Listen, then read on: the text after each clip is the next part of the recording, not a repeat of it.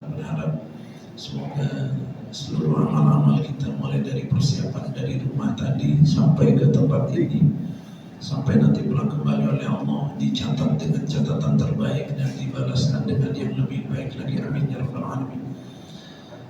Semoga Allah senantiasa melimpahkan rahmat, keselamatan dan keberkahannya kepada Rasulullah Muhammad Sallallahu Alaihi Wasallam, dan kita berharap semoga di sisa umur kita Allah mudahkan kita untuk istiqomah bersolawat kepada beliau.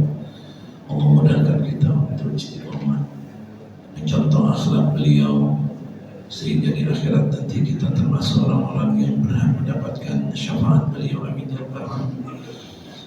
Bapak Ibu hadirin yang dirahmati Allah, tadi di waktu sholat jamaah tadi Imam membaca surah Al-Anfal ya, mulai dari ayat yang ke-55 sampai dengan ayat yang ke-60. Teringat saya di ayat yang pertama tadi, Bismillahirrahmanirrahim. Inna syarrad dawabi 'indallahi alladziina kafaru fahum la yu'minun.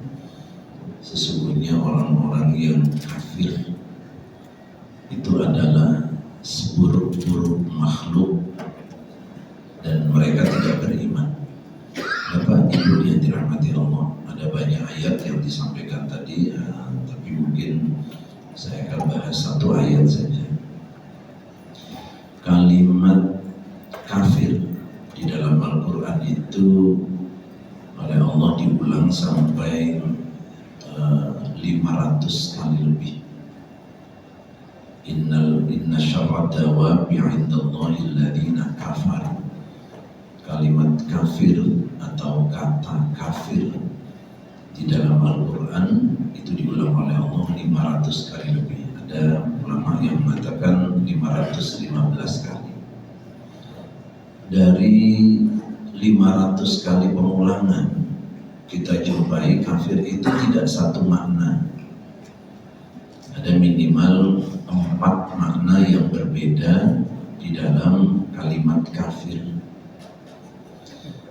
Yang pertama, memang yang paling umum orang-orang kafir itu adalah tidak percaya kepada Allah, tidak percaya kepada kenabian, tidak percaya kepada kitab. Kafir dalam makna tidak percaya. Yang kedua, kafir dalam makna tertutup, karena di dalam kamus bahasa Arab kita jumpai kalimat kafaro yakfuru itu maknanya tertutup. Dan bahasa asal kafir itu ada pada di Jazirah Arab itu disebut sebagai petani itu kafir. Petani itu bahasa Arabnya kafir. Kenapa? Karena tugas petani itu setelah menyemaikan benih, lantas menutupinya dengan tanah. Nah, pekerjaan menutupi benih dengan tanah itu dalam bahasa Arab namanya kafir. Makna yang kedua maknanya adalah menutup. Yang ketiga itu adalah kafaro yakfuru. Kufran itu dalam makna tidak pandai bersyukur. Kita seringkali ingat ayatnya, la in syakartum la azidannakum wa la in kafartum. Dan apabila kamu kufur, kufur itu kafar yakfuru, kufran itu perbuatannya, fahuwa kafirun itu adalah orangnya. Jadi makna yang ketiga, kufrun itu adalah tidak bersyukur. Jadi yang pertama tadi tidak percaya atau tidak beriman kepada Allah, kepada kerasulan, kepada kitab.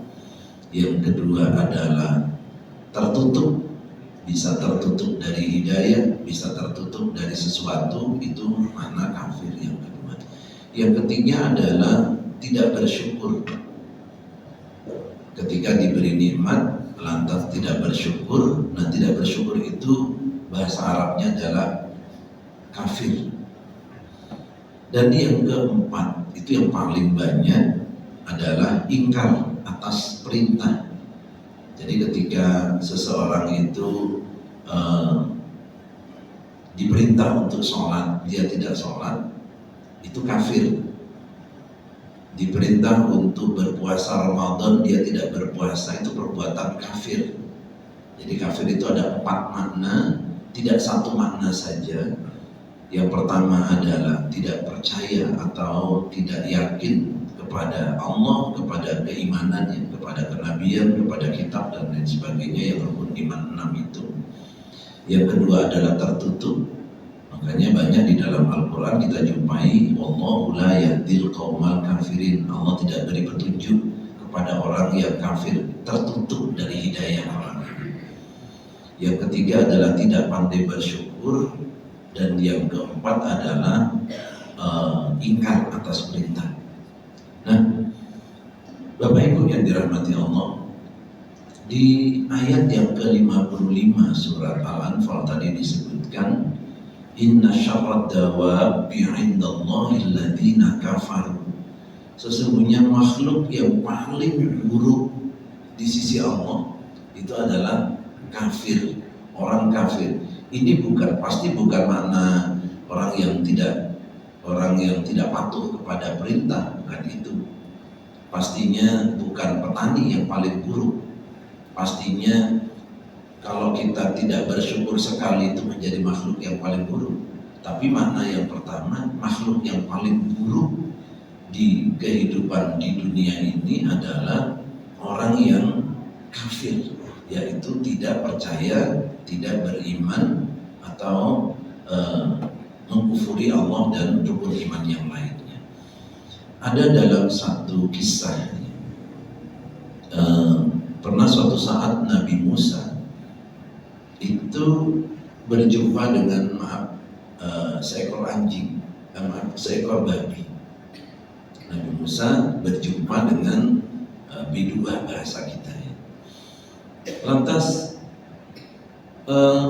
hewan ini bilang gitu kepada Nabi Musa, karena memang ada beberapa mukjizat itu, para nabi itu bisa berkomunikasi dengan hewan. Satu di antara yang paling masyhur adalah Nabi Sulaiman. Tapi dalam kisah tersebut dikatakan bahwasanya Nabi Musa pernah bertemu dengan hewan yang najis makhluk tersebut, dan hewan tersebut mengatakan, wahai Nabi Allah, kenapa kok saya ini diciptakan jadi hewan kayak gini? Kenapa kok gak jadi manusia saja? Alangkah enaknya kalau diciptakan menjadi manusia seperti kalian itu. Tidak ada orang yang memandang jijik seperti kalian memandang kami jijik. Lantas dengan pertanyaan tersebut Nabi Musa bermunajat kepada Allah. Ya Allah, ada makhlukmu yang berbicara, meminta seperti ini. Lantas Allah menjawab, maukah mereka aku ciptakan sebagai manusia yang sehingga orang tidak ada yang jijik, tapi mereka diciptakan sebagai orang kafir. Mereka diciptakan sebagai orang kafir. Dikembalikan kepada hewan tersebut oleh Nabi Musa apa yang beliau dapat dari ilham tersebut, dan hewan tersebut mengatakan, kami lebih baik jadi hewan ini, kami lebih baik jadi babi daripada jadi orang kafir. Jadi orang kafir itu lebih buruk dari hewan yang najisnya mughallathah. Itulah kenapa dikatakan inna syarrad dawabi 'indallahi alladziina kafaru fahum la yu'minun. Sesungguhnya orang-orang atau makhluk yang paling buruk di sisi Allah itu adalah orang kafir. Bapak Ibu hadirin yang dirahmati Allah, kenapa orang kafir itu dikatakan sebagai syarrad dawab, seburuk-buruk makhluk yang hidup di muka bumi?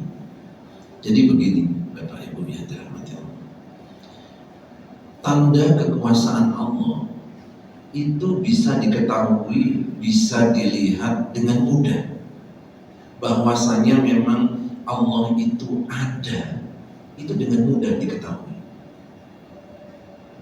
Bahkan kalau kita perhatikan di beberapa ayat dikatakan sanurihim ayatina fil afaq. Kami akan perlihatkan tanda-tanda kekuasaan kami pada segenap ufuk. Kita pasti pernah mengalami semua yang diperbuat oleh Allah di dalam Asmaul Husna. Kita pasti pernah mengalami apa yang diperbuat oleh Allah di dalam Asmaul Husna. Allah Ar-Rahman umpamanya, itu sebenarnya kita mengalaminya. Allah Al-Malik, Allah Al-Quddus, Allah As-Salam, terus sampai dengan asma terakhir, kita pasti pernah mengalaminya. Cuma yang menjadi sebab kita mengalami itu tapi tidak sadar, tidak paham, itu adalah ilmu yang terbatas. Makanya Allah berfirman di dalam surat yang kedua ayat 118, surat Al-Baqarah ayat yang ke-118. Bismillahirrahmanirrahim. Wa qala alladziina laa ya'lamuuna laulaa yukallimuna Allahu aw ta'tiina ayah. Kadzalika qala alladziina min qablihim mithla qawlihim tashabahat qulubuhum qad bayyana al-ayati liqaumin yu'minun. Ini yang membuat orang kafir nanti tidak punya alasan, tidak punya argumentasi di hadapan Allah adalah salah satu di antaranya surat Al-Baqarah ayat yang ke-118. Allah berfirman di sana, wa qala alladziina laa ya'lamuuna laulaa yukallimuna Allahu aw ta'tiina ayah. Orang-orang yang kurang ilmu, orang-orang yang kurang ilmu mengatakan, mengapa Allah tidak berbicara langsung kepada kami? Mengapa Allah tidak menurunkan tanda-tanda kekuasaannya kepada kami? Ini kata orang-orang yang kurang ilmu. Kalimatnya kurang ilmu. Sehingga karena kurang ilmu ini nanti Bapak Ibu jatuh dia ke dalam kefasikan, jatuh dia ke dalam kekafiran, jatuh dia ke dalam kemusyrikan. Sumber utamanya kurang ilmu. Laula yukallimuna Allahu aw ta'tina ayah. Kenapa Allah tidak langsung berbicara dengan kami? Atau tanda-tanda kekuasaannya tidak datang kepada kami? Lantas dijawab oleh Allah, wa qala alladziina laa ya'lamuuna laulaa yukallimuna Allahu aw ta'tiina ayah. Kadzalika qala alladziina min qablihim mithla qaulihim. Sebenarnya ucapan ini pernah diucapkan sebelumnya oleh orang-orang terdahulu. Seperti itulah kata Allah, kadzalika qala alladziina min qablihim mithla qaulihim. Seperti itulah ucapan orang-orang terdahulu sebelum mereka, yaitu orang-orang yang sama-sama tidak beriman. Tasyabahat qulubuhum. Hati mereka itu serupa antara hati orang-orang kafir, orang-orang munafik yang ada pada zaman Nabi SAW yang ngomong, kenapa Allah tidak langsung berbicara dengan kami? Dengan orang-orang yang belum beriman, orang-orang yang tidak beriman di masa lampau kepada nabi-nabi sebelumnya, mereka tidak beriman. Itu omongannya sama, yaitu kenapa kok Allah tidak menurunkan tanda-tandanya kepada kami? Kenapa kok Allah tidak langsung ngomong kepada kami? Karena mereka tidak percaya. Mereka mengatakan, kalau memang Allah itu ada, kenapa sih kok nggak langsung nampak kepada kami? Kenapa kok tidak langsung memberikan tanda-tandanya kepada kami? Kenapa kok kepada Nabi Muhammad saja? Kenapa kok tidak langsung saja? Ini kan pernah terjadi juga pada zaman Bani Israel. Ketika mereka mengatakan kepada Nabi Musa, arinallaha jahra, perlihatkan Allah kepada kami dengan benar. Kalau memang betul Allah itu ada, perlihatkan kepada kami. Ini yang ada pada Bani Israel, durhakanya pada waktu itu. Nah, di ayat 118 tadi, akhir ayatnya Allah menjawab, qad bayyana, sungguh kami telah menjelaskan. Qad bayyannal ayat, sungguh kami telah menjelaskan ayat-ayat kami. Ayat itu Bapak Ibu hadirin yang dirahmati Allah, maknanya tanda.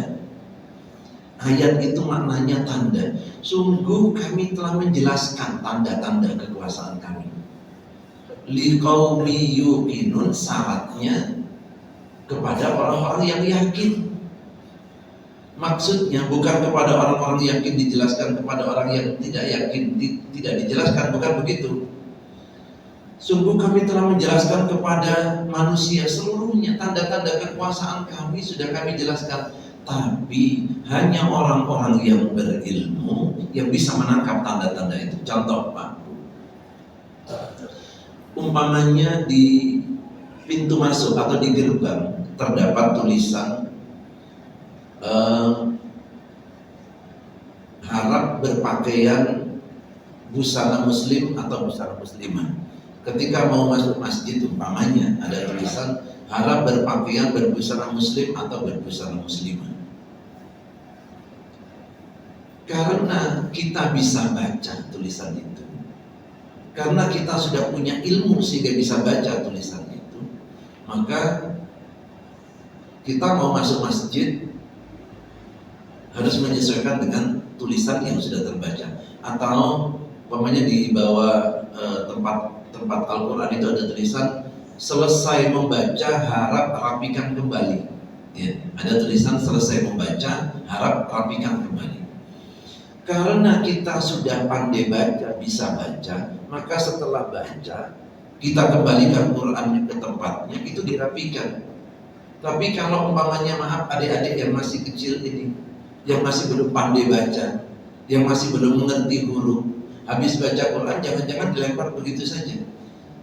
Jangan-jangan setelah dia belajar karena tidak pandai baca tulisan itu, jangan-jangan tidak dikembalikan, entah ditaruh di mana yang menurut dia paling enak. Nah, tidak beda dengan orang kafir dan orang beriman. Kenapa orang itu bisa beriman? Karena sebelumnya pasti belajar, karena sebelumnya pasti mengerti, karena sebelumnya pasti berilmu. Dengan ilmu yang dia pelajari, maka dia menjadi orang yang alimah, mengerti ilmu, lantas dia amalkan. Ilmu, amal itu sama dengan iman. Ilmu yang diamalkan nanti akan diberikan oleh Allah karunia terbesar namanya iman. Karena iman itu keyakinan tidak akan muncul kalau tidak ada ilmunya. Makanya setelah ilmunya dipahami, setelah ilmunya dimengerti, diterapkan dalam kehidupan, Allah masukkan dia ke dalam golongan orang-orang yang beriman.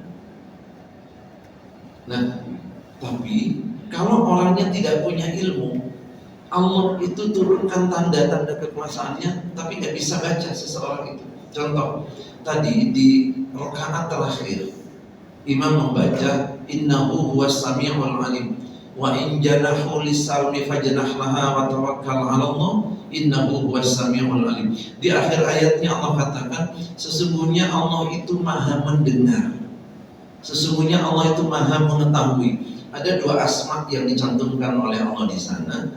As-Sami maha mendengar, Al-Alim maha mengetahui. Bapak Ibu yang dirahmati Allah, di dalam Al-Quran kata As-Sami itu kan puluhan kali diulang oleh Allah. Tapi karena orang kafir itu tidak mengerti, tidak membaca, tidak mau percaya, makanya kalimat itu tidak sampai kepada mereka. Sehingga apa yang terjadi? As-Sami, namanya satu contoh Asmaul Husna As-Sami. As-Sami itu kan dari banyak ayat kita jumpai bahwa Allah itu mendengar. Itu tidak hanya sekedar kita ngomong, saya ngomong pakai mikrofon seperti ini didengar. Bapak Ibu bisa mendengar, Allah bisa mendengar, sudah pasti. Allah bisa melihat perbuatan kita, sudah pasti. Tapi Bapak Ibu yang dirahmati Allah, namanya As-Sami, Allah zat yang maha mendengar. Bahkan kalau sekiranya tidak ada mikrofon, Allah dengar. Bahkan kalau sekiranya ucapan itu ada di dalam hati, itu Allah dengar. Nah, kalau kita sekarang ini meyakini, tapi sekali lagi seperti yang tadi saya sampaikan, ilmunya kita sudah punya, iman terhadap As-Sami kita punya, tapi ilmunya tidak kita tambah sehingga amalnya sebanyak itu, imannya pun juga terbatas seperti itu. Bapak Ibu, ada orang-orang tertentu dengan kadar iman yang sangat tinggi, begitu hatinya berkata-kata buruk saja, dia langsung stop. Aduh, janganlah, ini nanti bahaya. Allah dengar. Ada di dalam surat Al-Baqarah ayat yang ke-284 ya. Surat Al-Baqarah ayat 284, di sana disebutkan Bismillahirrahmanirrahim, Lillahi ma fis samawati wa ma fil ardh wa in tubdu ma fi anfusikum aw tukhfuhu yuhasibukum. Kata Allah, jika kalian mengeluarkan, menampakkan, menzahirkan apa yang ada di dalam hati, aw tukhfuhu, atau kalian menyembunyikannya, yuhasibukum, dua-duanya itu dihisab oleh Allah. Itu kata Allah surat Al-Baqarah ayat yang ke-284. Saya rasa kita sudah menghafal ayatnya. Jika kalian menampakkan apa yang ada di dalam hati, atau kalian menyembunyikannya, umpamanya di dalam hati kita ini berkata-kata, Bapak dan Ibu, kita lihat ada orang seperti suuzon. Suuzon itu kan nggak nampak secara fisik, di dalam hati berkata-kata sudah suuzon. Bapak ini sombong kali orangnya, umpamanya kita bilang seperti itu. Atau ibu ini sombong kali orangnya. Kita ngomong seperti itu. Kata Allah surat Al-Baqarah ayat 284, wa in tubdu ma fi anfusikum aw tukhfuhu yuhasibukum. Kalian dihisab. Nanti kalimat itu akan dikeluarkan, dan setelah kalimat itu dikeluarkan, kalian akan dihisab. Itu kata Allah. Coba nanti bisa dilihat surat 2 ayat 284. Nah, Bapak Ibu yang dirahmati Allah, dan ini kita sudah harus yakin, maksudnya kita sudah pernah baca ayatnya, sudah mengerti ayatnya, dan harus sampai pada level yakin. Karena keyakinan kita inilah yang menyetop kita tidak bermaksiat, yang menyetop supaya kita tidak bermaksiat, itu adalah keyakinan. Suuzon itu ada di dalam hati, dan suuzon itu munculnya kan kalimat-kalimat buruk di dalam hati. Kalimat-kalimat buruk di dalam hati. Bapak ini seperti inilah, kejadian ini kok gini kalilah, nasibku kok seperti inilah, kok enak kalilah tetanggaku, enak kalilah kakakku, saudaraku. Seringkali kita bilang seperti itu, dan itu kata Allah yuhasibukum, kalian akan dihisab. Dari mana kita tahu ini akan dihisab, Bapak Ibu? Kita pun juga pasti hafal ayatnya. Innahu ala raj'ihi laqadir yauma tublas sarair. Apa makna yauma tublas sarair? Innahu ala raj'ihi laqadir, sesungguhnya Allah Maha Kuasa untuk mengembalikannya pada hari yang pada waktu itu rahasia dinampakkan. Jadi semua yang ada di dalam hati kita nanti ketika kita maju menghadap kepada Allah, Bapak dan Ibu, kalau di dunia ini kita bisa sembunyikan. Orang yang duduk di samping kita bisa tidak tahu apa yang kita sampaikan di dalam hati kita. Orang yang ada di samping kita, mungkin suami tidak tahu apa yang ada di dalam hati istrinya, istri tidak tahu dengan apa yang ada di dalam hati suaminya. Itu pasti kayak gitu. Tapi karena Allah tadi As-Sami, Zat yang Maha mendengar, yang didengar oleh Allah itu direkam oleh Allah untuk nanti di hari kiamat rekaman itu diberikan. Itulah yauma tublas sarair, hari yang pada waktu itu semua rahasia dinampakkan. Makna daripada yauma tublas sarair, hari yang pada waktu itu rahasia dinampakkan semuanya.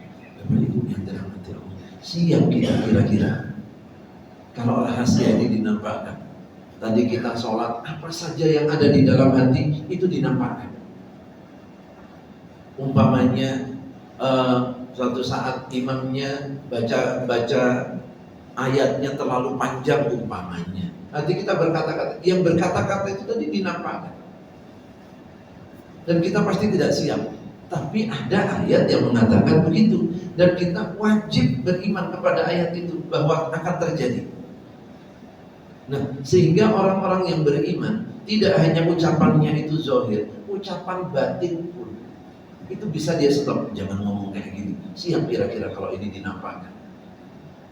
Makanya orang yang beriman dengan kadar iman yang selalu meningkat, bertambah dan meningkat bertambah, Bapak Ibu, pasti perbuatannya itu terkendali.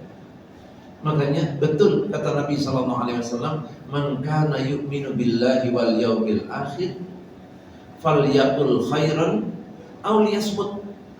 Barang siapa beriman kepada Allah, beriman kepada hari akhir, hendaklah dia berkata-kata yang baik. Kenapa? Ini didengar dan ini nanti akan dihisab.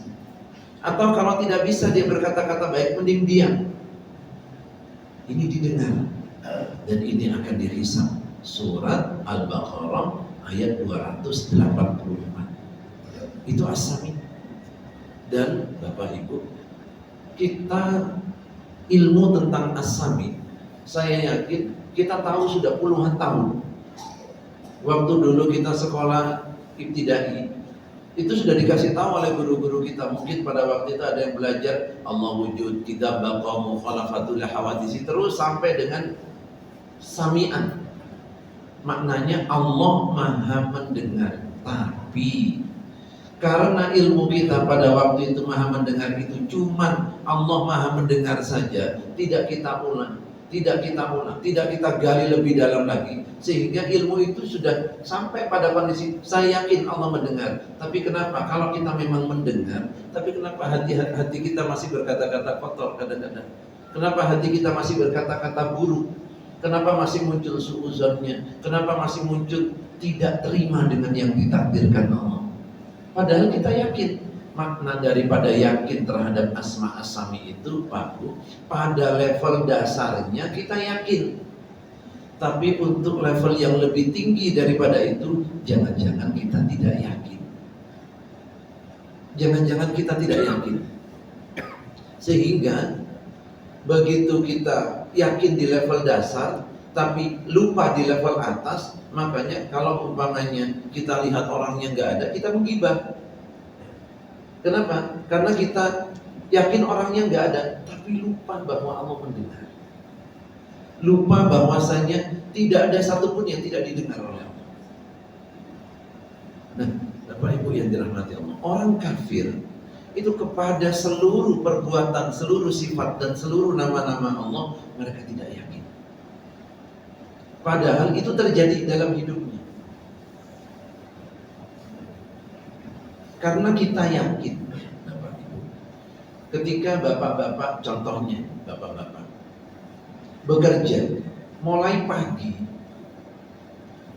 berangkat kerja pagi sampai siang, sampai sore, sampai malam. Yang habis waktunya bapak-bapak, yang habis energinya bapak-bapak, perhatian full di situ cari rizki adalah bapak-bapak. Tapi begitu dapat, apa yang dibilang bapak-bapak begitu? Malam harinya dapat rizki atau mungkin gaji bulanan, full yang kerja itu bapak. Tenaganya habis di situ, energinya habis di situ, seluruh potensi ditumpahkan di situ. Tapi begitu dapat gaji, apa yang dibilang? Alhamdulillah. Yang kerja, yang capek itu kita. Tapi begitu dapat, kenapa kok kita bilang Alhamdulillah? Meyakini bahwa ini datangnya dari Allah. Padahal kita yang kerja, padahal kita yang capek, kita yang habis potensi, kita yang sampai mungkin lembur-lembur kita lakukan. Tapi kenapa begitu dapat, ucapannya Alhamdulillah, segala puji bagi Allah yang telah memberikan rezeki ini. Padahal kita yang kerja. Nah, itu namanya iman. Iman itu adalah khususnya kepada rizki itu tadi, meyakini bahwa itu datangnya dari Allah, bukan dari upaya. Itu bukan dari upaya. Karena kalau orang-orang kafir itu begitu dia dapat rizki, itu mereka mengatakan ini dari upaya saya. Ada di dalam beberapa ayat kita jumpai, umpamanya seperti di Surat 39 ayat 49. Coba kita buka surat 39, surat Az-Zumar ayat yang ke-49. A'udzu billahi minasyaitonir rajim. Bismillahirrahmanirrahim. Fa idza massal insana dhurrun da'ana thumma idza khawwalnahu ni'matan minna qala innama utituhu ala ilm bal hiya fitnatun walakin aktsarahum la ya'lamun. Fa idza masal insana dhurrun da'ana, ketika manusia itu ditimpa mudarat, mereka akan menyeru kami. Wa idza khawwalnahu ni'matan minna, ketika musibah itu diganti dengan nikmat, mereka mengatakan innama utituhu ala ilm, aku dapat nikmat ini karena upaya. Aku dapat nikmat ini karena upayaku. Kata Allah selanjutnya, bal hiya fitnah. Sesungguhnya itu adalah ujian. Sesungguhnya itu adalah fitnah.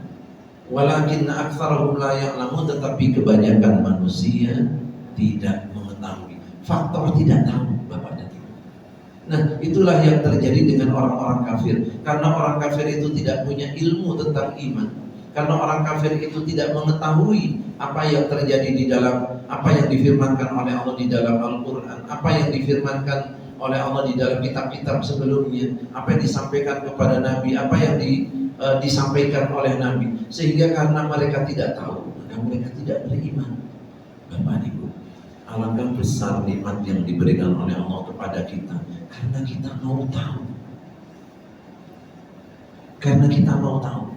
Memang ada kasus-kasus khusus, orangnya sudah tahu tapi tidak beriman. Ada juga yang seperti itu. Sudah tahu, sama seperti orang-orang kafir yang hidup di sekeliling Nabi. Orangnya sudah tahu, tapi mereka tidak mau beriman. Betul, memang itu benar-benar kafir sebenar-benarnya. Tapi kebanyakan orang pada akhir zaman ini, karena faktor tidak punya ilmu, tidak mau belajar, sehingga mereka tidak tahu. Ketika mereka tidak tahu, mereka tidak beriman. Betapa banyak orang-orang para mu'alaf umpamanya, awalnya mungkin membenci Islam, tapi karena bencinya luar biasa itu tadi, digalilah informasinya di Al-Quran. Apa kira-kira kelemahan mereka? Setelah mereka baca Al-Quran, kok kayak gini rupanya Al-Quran ini. Digali lagi, yang tadinya membenci menjadi mencintai Islam. Betapa banyak orang seperti itu. Artinya pembenciannya dulu akibat tidak tahu. Akibat tidak tahu. Karena setelah tahu, mereka paham, mereka gali lagi, ternyata mereka cinta. Dan memang sepantasnya, selayaknya, yang paling pantas untuk dicinta itu ya Allah, Rasulnya, dan agama Islam. Kenapa? Semua yang ada di dalamnya penuh kebaikan. Nah, ada orang di luar sana karena terhalang untuk belajar, terhalang untuk memiliki ilmu, sehingga semua yang berkaitan dengan perbuatannya disortir dari ilmu dia.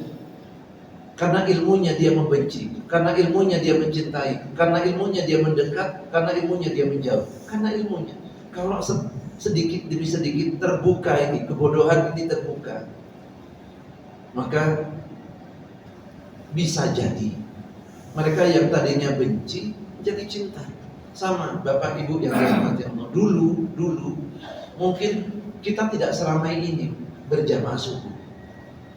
Dulu masjid ini sudah lama ya, masjid ini sudah lama ya. Masjid ini mungkin awal-awal didirikan, masyarakat sudah banyak, tapi mungkin tidak seramai ini jamaahnya. Seiring dengan berjalannya waktu, informasi semakin gencar kita dapat. Oh, pahala qobliyah subuh seperti ini. Oh, pahala berjamaah subuh seperti ini.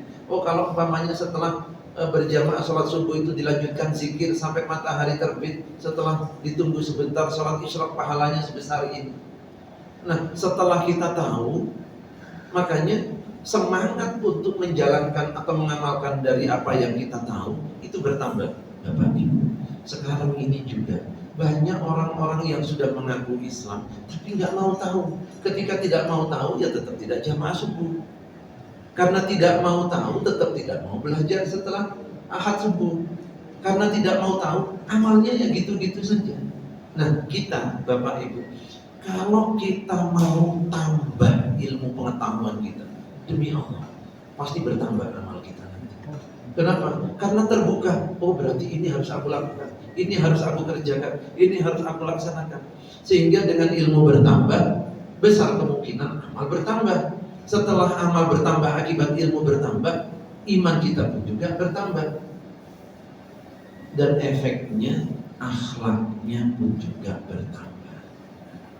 Makanya Bapak Ibu yang dirahmati Allah, yang menjadi sumber utama orang-orang kafir, kenapa dikatakan inna syarrad dawabi 'indallahi alladziina kafaru fahum la yu'minun? Sesungguhnya makhluk yang paling buruk di sisi Allah itu adalah orang-orang kafir. Kenapa? Akibat dari ketidaktahuan mereka tidak percaya kepada Allah. Karena rahmat Allah yang sangat besar, kita mau tahu. Makanya Nabi SAW bersabda, "Man yuridillahu bihi khairan yufaqihu fiddin." Barang siapa yang Allah menghendaki dia ini jadi baik, menghendaki dia dijadikan oleh Allah orang yang baik, barang siapa yang Allah berkeinginan supaya orang ini jadi baik, ingat kata Nabi, yufaqihu, dia dijadikan oleh Allah mau belajar agama. Jadi Bapak Ibu yang dirahmati Allah, keinginan kita untuk mau belajar, keseriusan kita, kebertahanan kita, setelah subuh gak langsung pulang, tunggulah sebentar lagi. Mana tahu ada dapat ilmu baru, mana tahu ada diingatkan ilmu-ilmu yang lama, mana tahu ada ayat-ayat yang bisa dibahas. Setelah kita paham, kita mengerti, oh seperti ini. Nah, pengetahuan inilah yang akan mengantarkan kepada amal. Karena kalau amal dilakukan tanpa ilmu, maka kata Nabi SAW, mardudatun la tuqbal, tertolak. Imam Hasan Al-Basri mengatakan, barang siapa beribadah tanpa ilmu, apa yang diperbaikinya, apa yang dirusaknya lebih banyak daripada apa yang diperbaikinya. Bapak Ibu, semua ibadah itu fadilahnya tidak satu pahala di akhirat saja. Tidak satu pahala di akhirat, satu fadilah di dunia. Tidak hanya dua, di akhirat nanti dapat pahala, di dunia ini dapat kebaikan, balasan kebaikan. Tidak hanya itu saja, fadilahnya itu banyak. Ada kurang lebih 19 hadis bercerita tentang fadilah sedekah. Satu saja yang dilakukan, Allah mengampuni dosa, Allah meningkatkan derajat, Allah mendekatkan kita kepada hati orang-orang yang beriman, Allah menjadikan kita berhak mendapatkan syafaat. Satu amal saja. Kita sholawat, satu sholawat saja, itu banyak fadilahnya. Kita pada pagi hari ini sholat, tujuan kita itu kan menunaikan perintah Allah, tapi ternyata tidak hanya itu yang kita dapat. Hadisnya sahih dan hadisnya jelas, pasti kita sudah pernah mendengarnya. Barang siapa yang setelah sholat subuh duduk berzikir sampai dengan matahari terbit, lantas dia sholat 2 rakaat, apa pahalanya? Sempurna 3 kali. Haji dan umrah sempurna kata Nabi SAW. Padahal niat kita itu adalah hanya menunaikan perintah Allah saja, tapi diberikan oleh Allah fadilah yang sangat banyak. Dan semua ibadah, Bapak Ibu yang dirahmati Allah, semua ibadah itu punya fadilah tidak satu. Tapi ketika ibadah ini dilakukan tanpa ilmu, fadilah yang sangat banyak itu tidak ada. Malah lebih banyak yang dirusaknya daripada apa yang diperbaikinya. Barang siapa yang beramal, beribadah tanpa ilmu, kalau kata Nabi, mardudatun la tuqbal, tertolak, tidak diterima. Kata Imam Hasan Basri, yang dirusaknya lebih banyak daripada apa yang diperbaikinya. Alhamdulillah. Bapak Ibu yang dirahmati Allah, jangan-jangan kita berinteraksi antara suami dengan istri, itu masih banyak ilmu yang belum kita tahu. Kita berinteraksi dari orang tua kepada anak, jangan-jangan masih banyak pengetahuan yang belum kita paham. Jangan-jangan kita membaca Al-Quran itu baru hanya bisa di lafadznya saja, belum tahu pemahamannya, pemaknaannya, apa yang harus dilakukan dengan ayat ini. Jangan-jangan cara kita menghormati masjid itu belum, ada beberapa hal yang kita belum tahu. Jangan-jangan apa yang harus kita lakukan dengan apa yang kita kerjakan sebagai bentuk amanah dari Allah, ada ilmu yang belum kita tahu. Sehingga dengan pengetahuan yang minim, otomatis karena outputnya minim, input yang didapat pun juga tidak banyak. Karena ilmunya sedikit, otomatis amalnya pun juga kecil. Ketika amalnya kecil, maka pahala yang diterima pun juga tidak besar. Padahal Bapak Ibu yang dirahmati Allah, Nabi SAW itu sholatnya sama persis seperti kita. Maksudnya subuhnya 2 rakaat. Sahabat-sahabat pun juga seperti itu. Zuhurnya 4 rakaat. Ulama tabi'in pun juga asarnya 4 rakaat. Maghribnya 3 rakaat. Isyanya pun juga 4 rakaat. Nah, semua rakaatnya sama. Tapi apa yang membedakan, membuat perbedaan besar kecilnya pahala? Kan itu kan tidak sama. Kita sholat sama seperti mereka sholat, sama seperti beliau sholat. Tapi kenapa kok pahalanya berbeda? Faktor iman yang membuat beda. Iman dari mana? Dari ilmu. Karena kalau kita tidak berilmu, mana mungkin kita bisa dapat petunjuk? Kalau sudah tidak dapat petunjuk, mana mungkin kita bisa beriman dan beramal?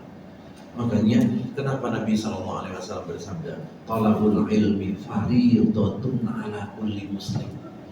Menuntut ilmu hukumnya fardu, fardunya fardu ain, bukan fardu kifayah. Menuntut ilmu hukumnya fardu. Kenapa? Banyak amal yang akan terlewat ketika orangnya kurang ilmu. Bahkan seperti yang tadi dikatakan di dalam surat Al-Baqarah ayat yang ke-118, wa qala alladziina la ya'lamuna, orang-orang yang kurang ilmu ngomong, kenapa Allah tidak turun kepada kami? Kenapa tanda-tandanya tidak sampai? Padahal Allah sudah turunkan dan kita bisa membacanya. Kenapa? Karena kita punya ilmunya. Begitu kita yang bekerja mulai pagi sampai dengan malam, begitu dapat uangnya, dapat rezekinya, kita malah bersyukur kepada Allah, meyakini ini datangnya dari Allah, bukan hasil pekerjaan kita. Kenapa mengatakan begitu? Karena iman hasil dari ilmu. Kenapa ketika kita umpamanya Bapak Ibu jalan, naik kendaraan, naik mobil, ini sudah mau celaka, ini sudah benar-benar aduh celaka ini, nabrak ini, tahu-tahu bisa belok, kita belok, orang yang akan kita tabrak pun juga belok. Apa yang kita ucapkan, apa yang kita bilang ketika selamat? Alhamdulillah, loh Pak, padahal tangan kita yang membelokkan, padahal kaki kita yang ngerem mobil itu. Tapi kenapa kita mengakui Alhamdulillah? Itulah iman.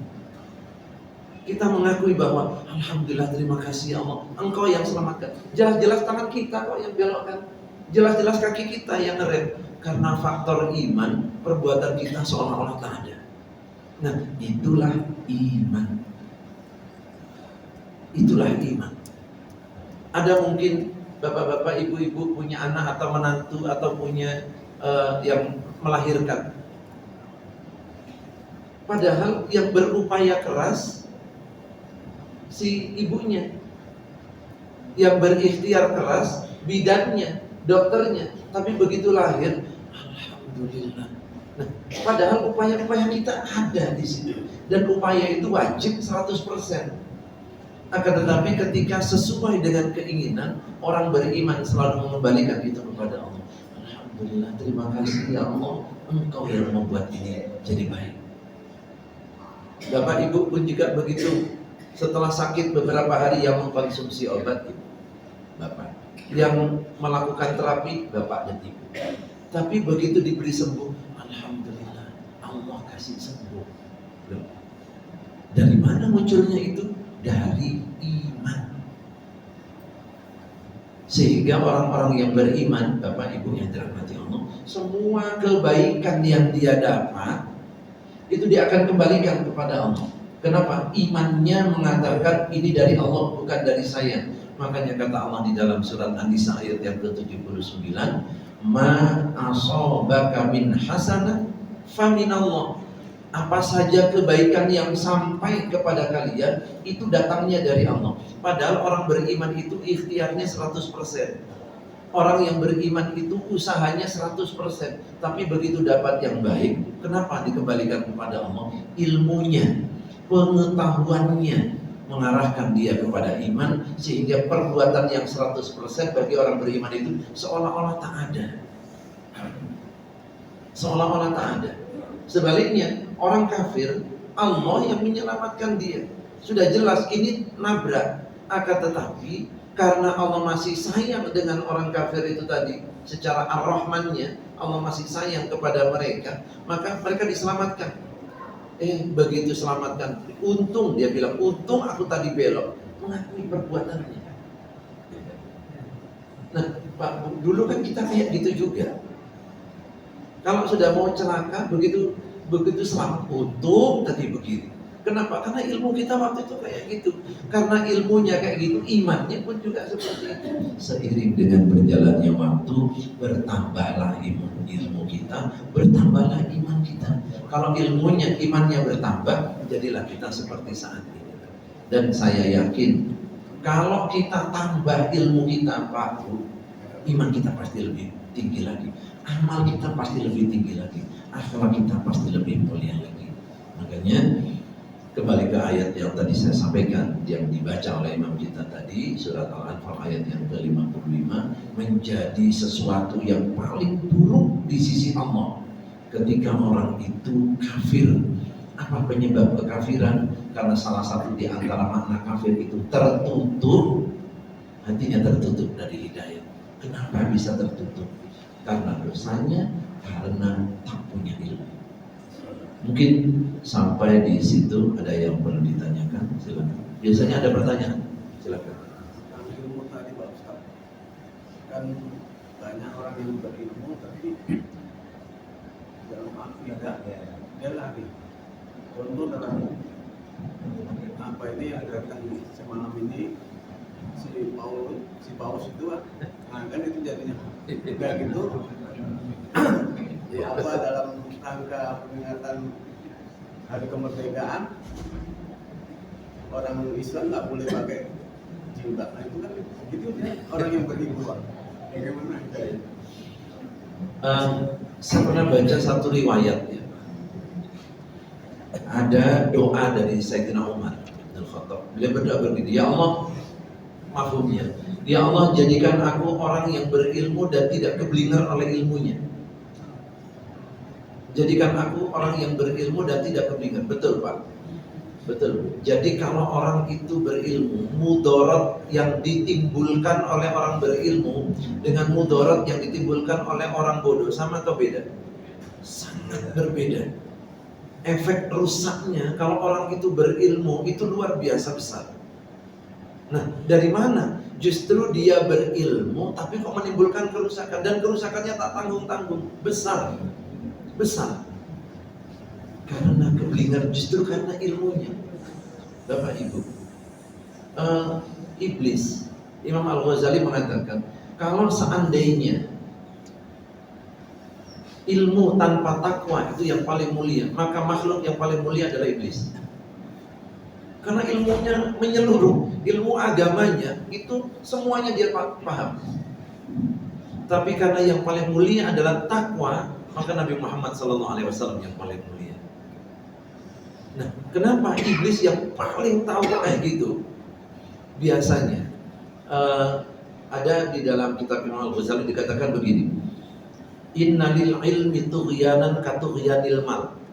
Sesungguhnya pada arah ilmu berpotensi untuk sombong sama seperti harta berpotensi untuk sombong. Ketika kita memiliki harta yang lebih dari yang lain, memiliki harta yang lebih banyak dari orang-orang yang ada di sekeliling kita, maka terkadang kita menjengkali orang, ukur orang itu dengan harta yang ada pada dia, dengan harta yang ada pada kita. Nah, ini akibat dari keblinger tadi itu. Sehingga ya Allah jadikan aku orang yang berilmu dan tidak keblinger. Betul, karena banyak fakta, justru karena ilmunya, justru karena paham, delik-deliknya dia ngerti, dia bermain di delik-delik yang dia mengerti itu tadi. Nah, seperti kasus yang tadi ditanyakan tentang penghormatan kepada Paulus, tentang penghormatan orang yang sangat berilmu, pasti justru melarang orang Islam pakai jilbab. Kan lucu itu. Kalau kita bilang orang tak berilmu, nggak mungkin. Untuk masuk ke istana pasti ya disortir terlebih dahulu. Tapi kok bisa keluar kalimat yang seperti itu? Ada banyak faktor. Satu di antaranya adalah keblinger dengan ilmunya. Keblinger. Karena begini, ada satu fenomena ya Bapak Ibu. Udah gak apa-apa, lakukan aja, nanti tobatnya gampang gitu. Ada kalimat seperti itu. Ada kalimat, dan saya pernah dengar karena saya pernah ditanya, kenapa kok orang itu dia termasuk orang yang berilmu, tapi nampaknya penjagaan dia terhadap hal-hal yang diharamkan itu longgar. Kenapa kok masih begini? Kenapa kok masih begitu? Kenapa kok masih mengkonsumsi yang seperti ini? Padahal dia orang yang berilmu. Dia mengatakan, gak apa-apa, nanti tobatnya gampang. Karena Allah Maha Pengampun. Nah, justru itu yang dimanfaatkannya. Karena ilmunya dia keblinger. Karena ilmunya iblis itu keblinger. Kan iblis itu, Bapak Ibu yang dirahmati Allah, sebelum Nabi Adam diciptakan, iblis itu kan sudah beribadah dulu. Beribadah bahkan menjadi imamnya malaikat selama berapa tahun? 7.000 tahun beribadah di taman surga, mengimami malaikat. Jadi iblis itu makhluk paling mulia pada waktu itu. Begitu Nabi Adam diciptakan, Allah muliakan Nabi Adam itu karena dia bisa menjawab setelah ilmu diberikan oleh Allah. Iblis, malaikat, seluruh yang hadir pada waktu itu disuruh sujud. Iblis keblinger dengan ilmunya. Aku yang sudah ibadah sedemikian banyak, aku yang sudah mengabdi kepada Allah jadi imamnya malaikat sedemikian lama, kok pula disuruh sujud sama anak kemarin sore? Nggak mau. Lah malaikat bukan tidak punya ilmu, tapi karena patuh kepada aturan Allah, malaikat mau sujud. Iblis nggak mau. Nah, karena dia keblinger dengan ilmunya, merasa mulianya, merasa lebih hebat, ada kalimat ana khairum minhu, aku lebih baik dari dia ya Allah. Nah, karena keblinger oleh ilmunya itu tadi. Dan memang Bapak Ibu yang dirahmati Allah, innalil ilmi tughyanan katughyanil mal, kata Imam Al-Ghazali. Sesungguhnya ilmu itu memiliki potensi menyesatkan atau membuat orang tersesat atau membuat orang sombong, seperti harta punya potensi membuat orang sombong. Nah, kalau ini tidak kita jaga, kalau ini tidak kita rawat, tidak kita pelihara terus, ilmu ini sudah pasti kita pasti tergelincir, Pak. Makanya ada ikhtiar kita untuk terus menerus belajar, dan ada doa. Ada doa. Makanya seperti yang tadi di awal saya sampaikan ketika Sayyidina Umar, karena Sayyidina Umar paham akan fenomena seperti itu, paham betapa orang Khawarij itu kan hidup pada zaman Nabi, ikut pengajian Nabi. Orang Khawarij itu ikut berperang bersama dengan Nabi. Bukan tidak tahu, bukan tidak paham, akan tetapi kenapa pada akhirnya mereka jadi Khawarij? Justru yang membunuh Sayyidina Ali itu kan pakai ayat, Pak. Fal hukmu lillah, kata dia sambil menusuk Sayyidina Ali itu dari Ali, ketahuilah bahwa hukum itu adalah punya Allah, sambil baca ayat dia. Justru karena ilmunya. Makanya kalau ilmu ini tidak dikawal, ilmu ini tidak dipelihara, ini ilmu tidak dirawat, Bapak Ibu yang dirahmati Allah, melenceng kita. Melenceng. Salah satu di antara bentuk pelencengannya itu adalah justru dengan ilmu itu dia tahu seluk-beluknya. Justru orang yang benar-benar paham dengan undang-undang itu, dia paham antara undang-undang pasal ini, ayat ini dan lain sebagainya. Yang di sini nggak ada dibuat undang-undangnya. Dari sini dia masuk. Kok bisa korupsi sekian ratus miliar di penjaranya cuman 2 tahun, cuman 3 tahun, belum lagi potong tahanan. Sedangkan yang mencuri kecil-kecilan saja sudah 3 bulan, 6 bulan. Nah, karena tahu ilmunya itu tadi, sehingga keblinger dengan ilmunya.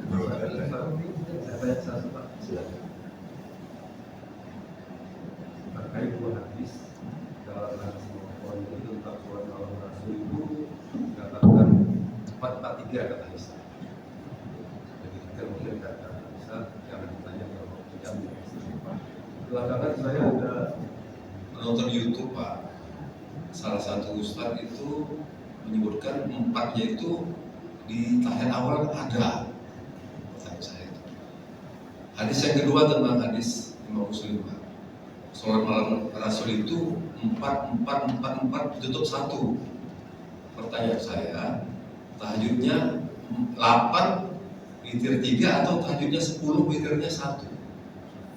Mungkin mohon penjelasan. Terima kasih Ustaz. Memang di akhir hadis tersebut, di bagian hadis tersebut, Aisyah kan mengatakan bahwasanya Nabi SAW tidak pernah lebih dari 11 rakaat sholat di dalam ataupun di luar Ramadan. Ya.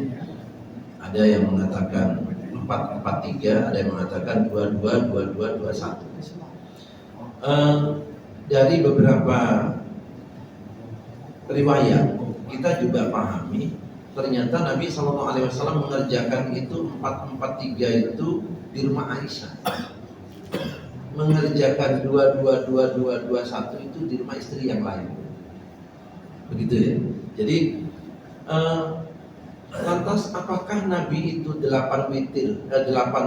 tahajud 3 witir ataukah 10 tahajud 1 witir? Kan begitu ya.